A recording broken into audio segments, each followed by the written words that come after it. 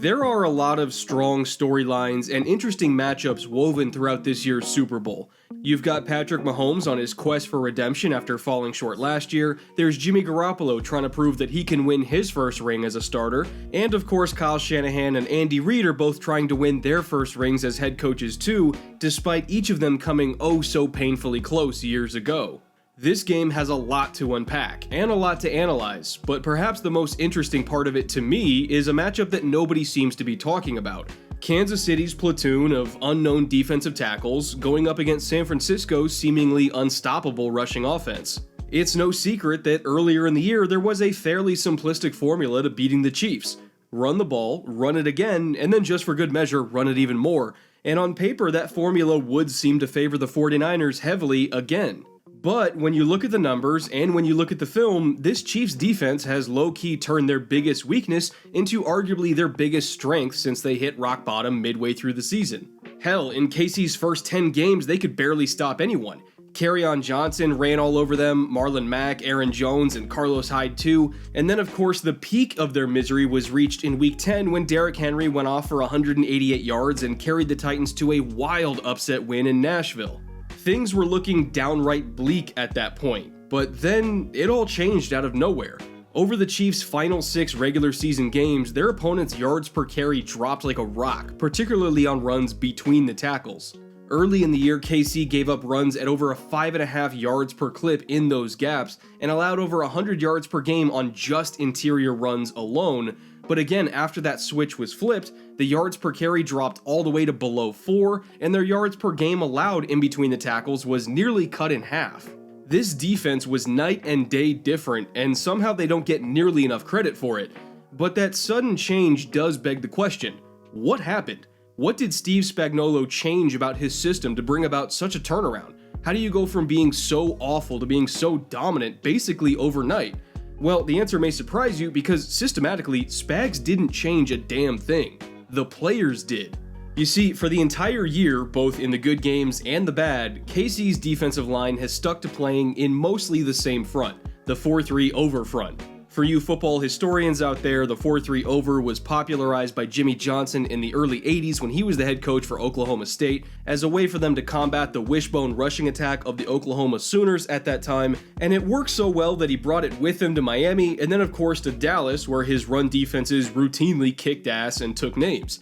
It has been a mainstay for most base 4-3 defenses ever since, especially when trying to take on predominantly zone-running teams, cough cough anyone from the Shanahan coaching tree, and you can expect to see a lot of that front again this Sunday as well. So here's how it works. In a 4-3 over, the 3-technique defensive tackle is always lined up over the guard on the strong side of the offensive formation. The strong side being the side that has the tight end, or in shotgun formations, usually teams denote the strong side as the opposite side that the running back is lined up on. Because the 3 technique is on the strong side, that gives the front an extra big body to match the strength of the offensive formation, and it doesn't just let that strong side guard easily release up to the second level to pick off the Mike linebacker and open easy lanes. As a consequence to loading up so much tonnage on the strong side though, this front puts a lot of pressure on the 1-technique defensive tackle on the weak side because he essentially has to be responsible for 2 gaps or sometimes even 3 gaps at once as he's reading the play and tracking the ball carrier.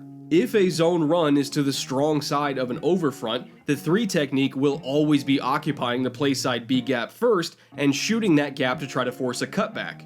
The Mike linebacker will almost always be engaged by the center because the center is uncovered on his playside shoulder, so that's his responsibility. And the Will linebacker will almost always be engaged by the backside tackle as well because the tackle is uncovered on his playside shoulder too. So the 1-technique, which in this case is Derek Nottie, has basically no help and no margin for error to get into that playside A gap and fill the cutback lane.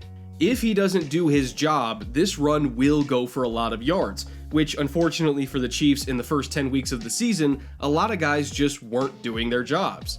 Off the snap here, you can see Nottie reading the first step of the left guard, Pat Elflein, and mirroring it, while also doing a good job of turning his hips during that first step to square up on Elflein so that he could better take on the reach block and prevent himself from getting walled off from the front side of the play.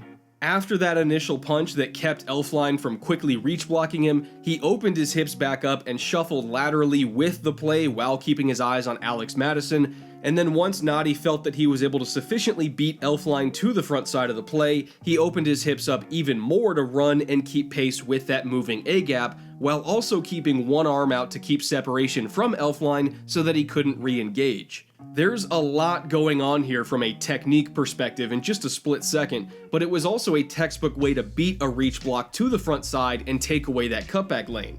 Nadi wasn't even done there though, because after he took away that A-gap, he recognized Madison trying to bend the run even further to the backside B-gap, so he slammed on the brakes, put his hands out to absorb a last-second desperation cut block from Elfline, redirected his momentum, and made the tackle on Madison in that backside B-gap, all while Elfline was still rolling around at his feet. This was a perfect rep by Nadi, and it's the kind of play that is absolutely necessary by a one-technique nose tackle in this system if you want it to function.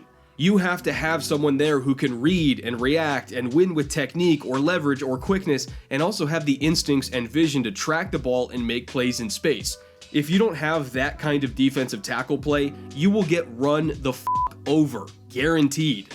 This applies to when the Chiefs were in an underfront as well, which, while not often, they do run some underfronts too if they want to walk a linebacker up to the line of scrimmage and basically play a 5-2 front in the box.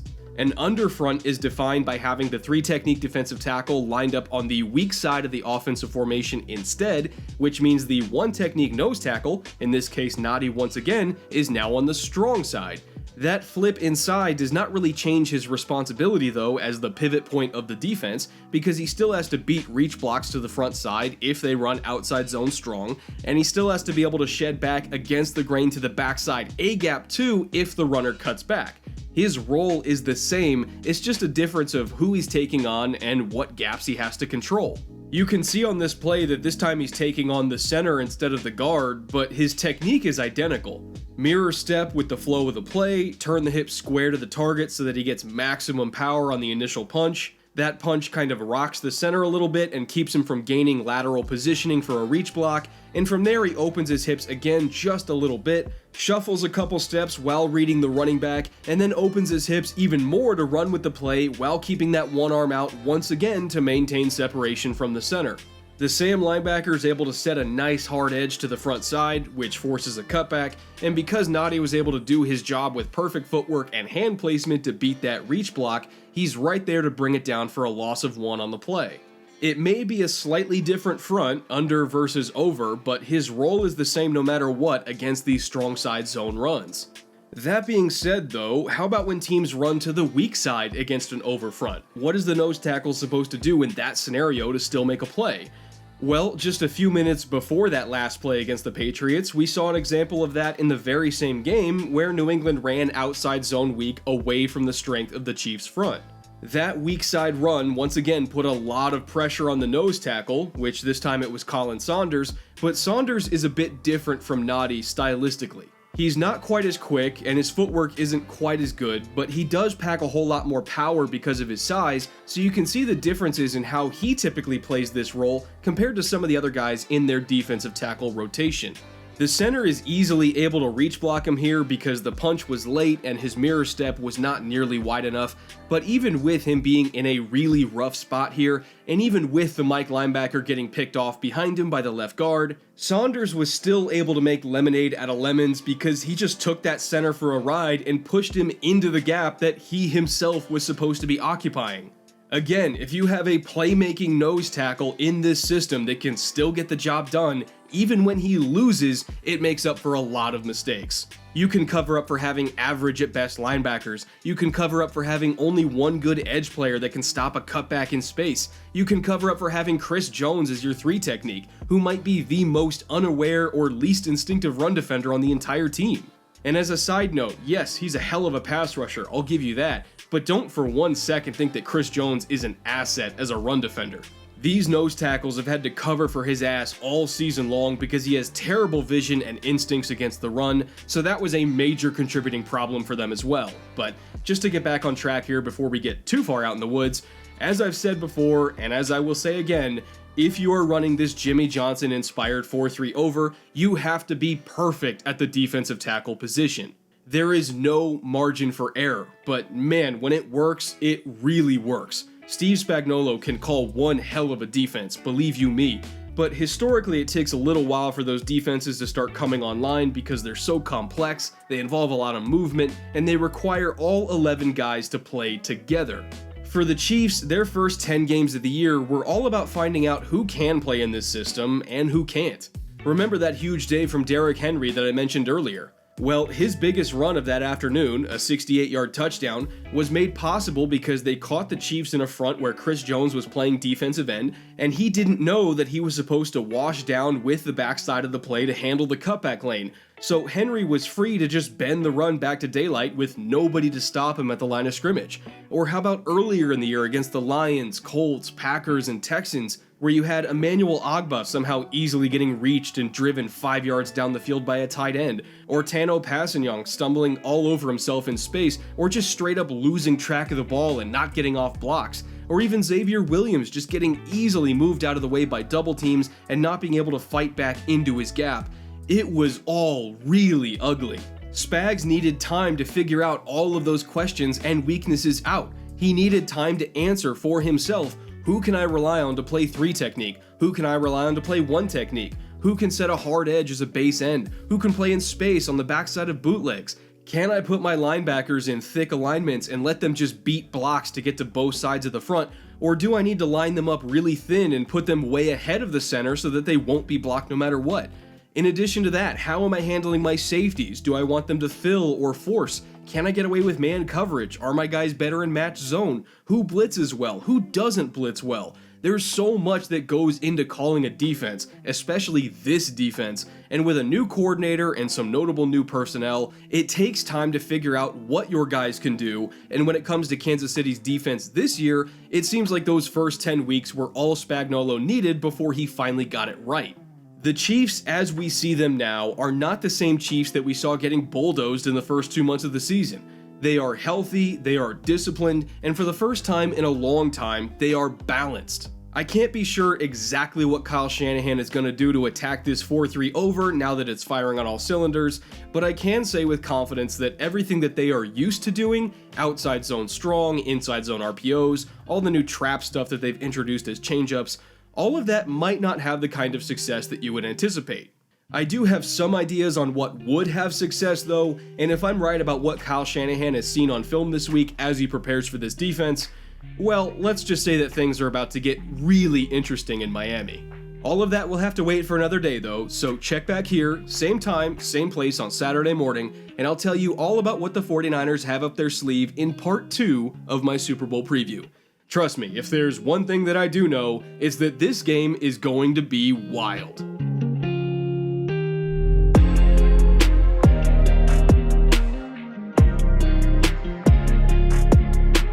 Thank you for watching this week's episode, and thank you as well again to our sponsor, Manscaped, the only men's brand dedicated to our all-important below-the-waist grooming and hygiene. They wanted to let you guys know that Manscaped just launched the Lawnmower 3.0 last week. They spent a year and a half on R&D just for this trimmer, and it shows. Especially for me, because I've used the 2.0 for well over a year now myself, and I can really tell a difference. It comes with a new 7,000 RPM motor that still has their skin-safe technology on their ceramic blades, so I can attest that I did not cut myself on it. Their new lithium-ion battery lasts for up to 90 minutes on one charge.